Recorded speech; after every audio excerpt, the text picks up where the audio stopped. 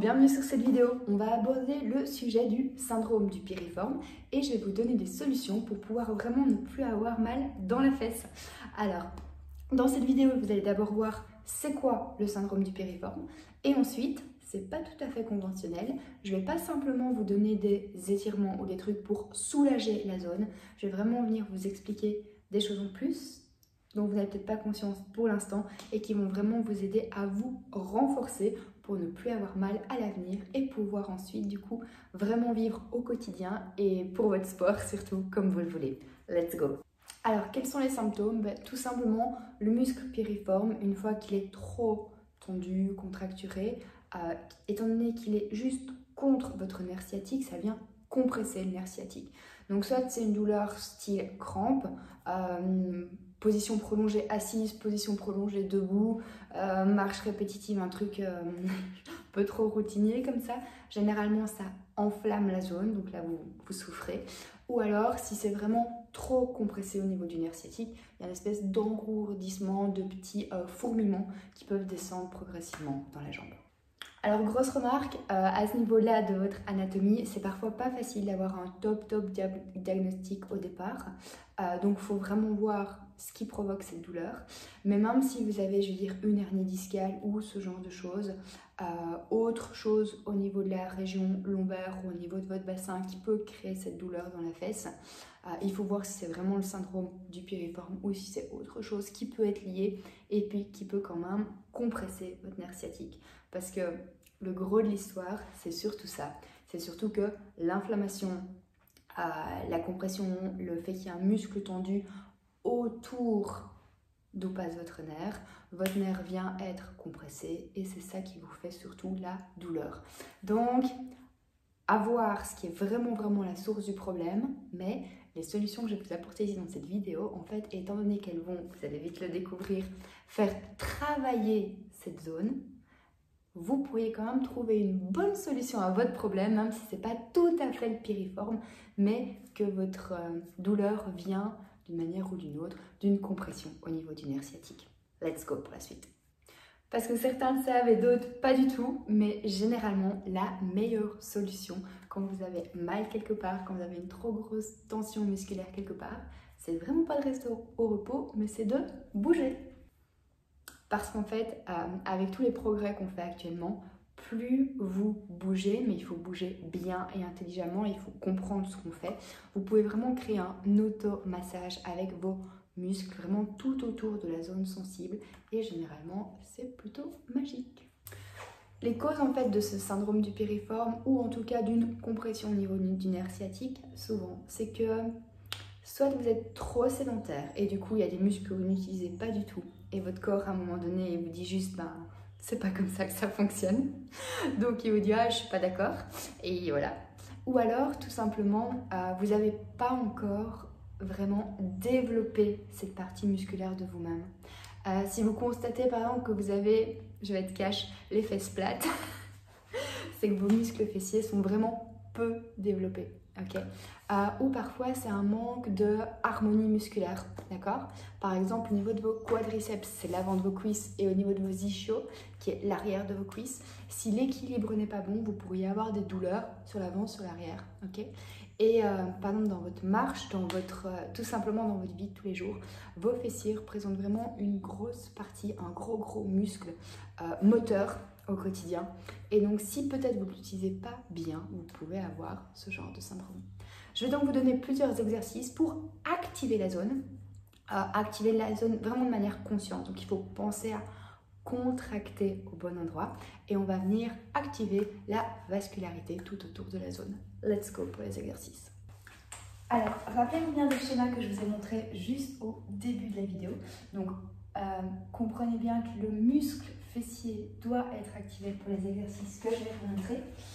Ils sont hyper spécifiques et il faut garder votre centre du corps et vos hanches vraiment bien alignées. Donc là, si vous n'êtes pas sportif ou si le fait de parler d'alignement et de gainage, c'est vraiment nouveau pour vous, n'hésitez pas à aller voir davantage de vidéos sur tout ce qui est activation abdos, posturale, etc. sur ma chaîne, ça peut vraiment vous aider. Sinon, en fait, vous allez bouger trop de choses et vous n'allez pas utiliser que votre fessier. Du coup, vous n'allez pas résoudre votre problème. Okay.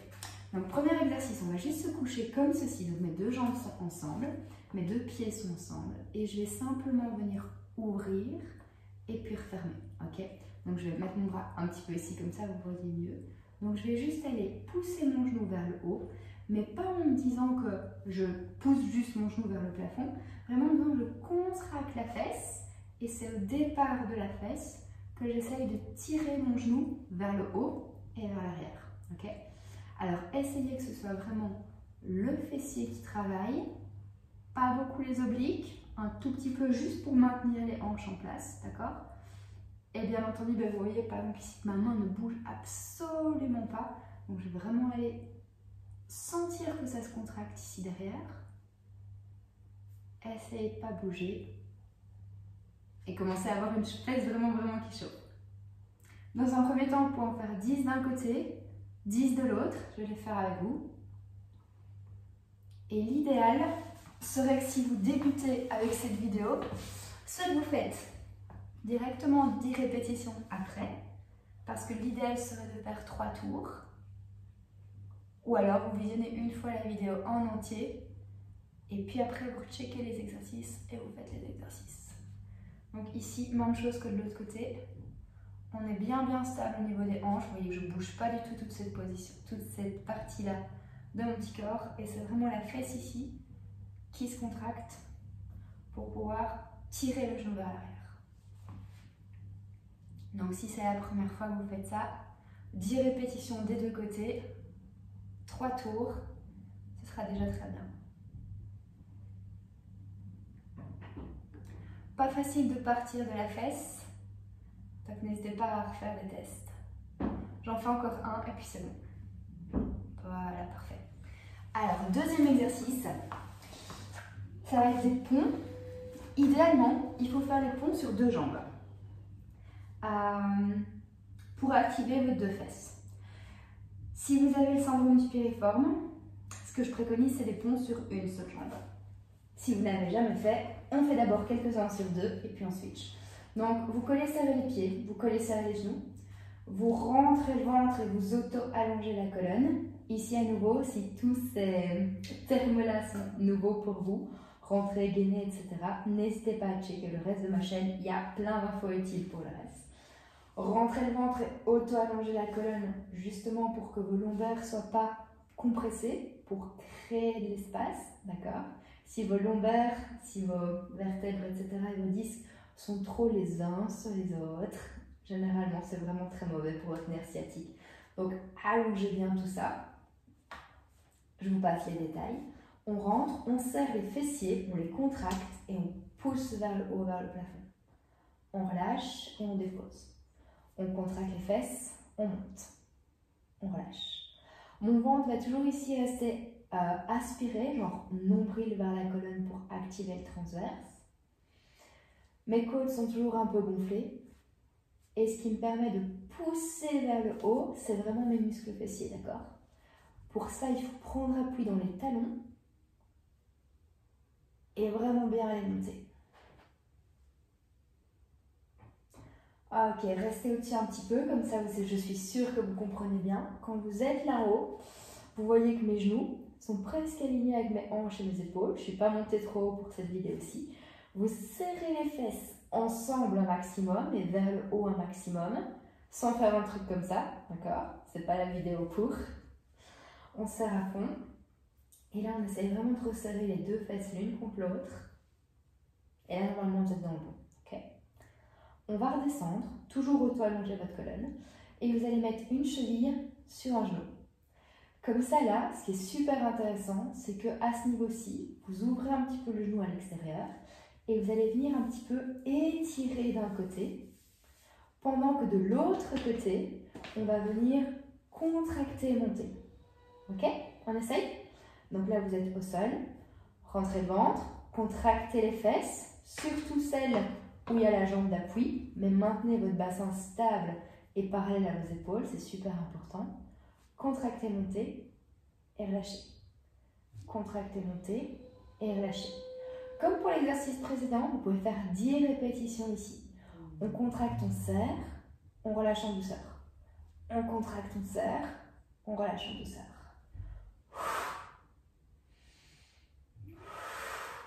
Essayez vraiment de vous autograndir de la tête aux hanches tout le temps, tout le temps, tout le temps. Et sentez, du fait que je vous ai vite mis sur une seule jambe, que vous devez fort, fort, fort pousser sur votre fesse d'appui pour pouvoir monter vers le haut. On en fait encore 2. Et on change de côté, même chose. C'est parti. Hop. Alors au niveau du genou ici, moi je suis du genre très souple, donc je peux même aller mettre le genou là-bas, ça va vraiment me faire du bien et que ça va me permettre quand même de rester stable dans les hanches et dans les épaules. Si vous êtes moins souple et que votre genou vient ici, c'est pas grave, mais par contre je vous invite vraiment, vraiment, vraiment à pratiquer ce genre d'exercice plus souvent pour que vos hanches soient de plus en plus mobiles. Pas oublier de contracter, de rentrer votre ventre pour ne pas avoir mal au niveau des lombaires et bien cibler vos fesses. On en fait encore 2. Parfait, super. Ça, c'était votre deuxième exercice. L'idéal est de faire 3 tours de 10 reps de chaque. Donc, soit vous visionnez la vidéo, soit vous mettez pause et vous faites 2 tours de plus, ok? Troisième exercice, on part sur un exercice typique de gonzesse, mais franchement, il est très très bien et vous allez vraiment vite comprendre. En plus, vous n'avez pas le choix pour pouvoir le réaliser, il faut vraiment que la bonne zone travaille. Alors, on se place à quatre pattes, pas genre crapoter sur soi-même, d'accord? Pas arrondi, pas laisser aller. À nouveau, n'hésitez pas à checker ma chaîne pour tout ce qui est gainage. On auto-allonge au niveau de la colonne, on rentre, on gaine au niveau du ventre. Et alors, une fois que vous êtes bien mis, vous devez vraiment activer le fessier pour pouvoir lever le genou vers l'extérieur. Okay?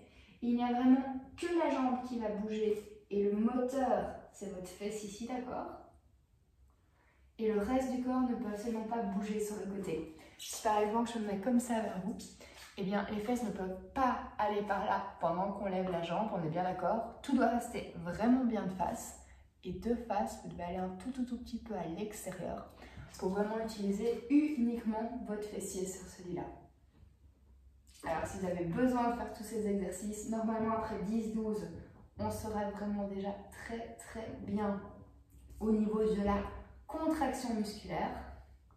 J'en fais encore 2 de ce côté et puis je change. Hop, parfait. Donc même chose de l'autre côté. Il se peut vraiment pour ce genre d'exercice, il y a un côté plus facile que l'autre. N'ayez pas pour objectif de monter trop haut, ça vaut vraiment pas la peine.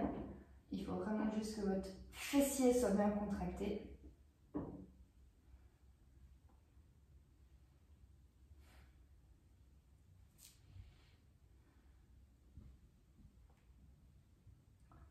Encore 2 fois de ce côté-ci. Nickel. Comme pour les autres exercices, 3 séries, soit vous mettez pause, soit vous visionnez tout et puis vous refaites tout.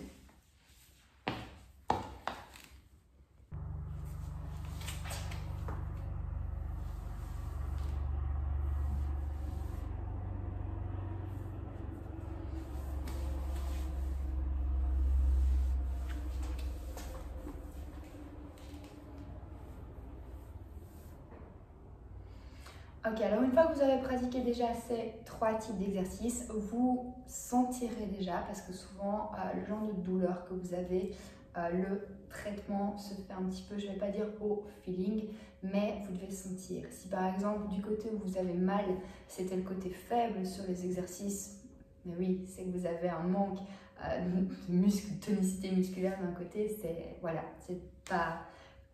Vous l'avez peut-être pas compris avant, mais une fois que vous allez le faire, vous allez vraiment vite comprendre. Ah ben oui, si j'arrive pas à lever la jambe d'un côté quand je suis à 4 pattes et que de l'autre côté ça va tout seul, c'est vraiment que j'ai un problème. Alors, par rapport à tout ça, tout ce qui est étirement, je suis vraiment en faveur des étirements, j'adore le yoga, etc. Mais l'étirement juste passif, où on reste, c'est tout.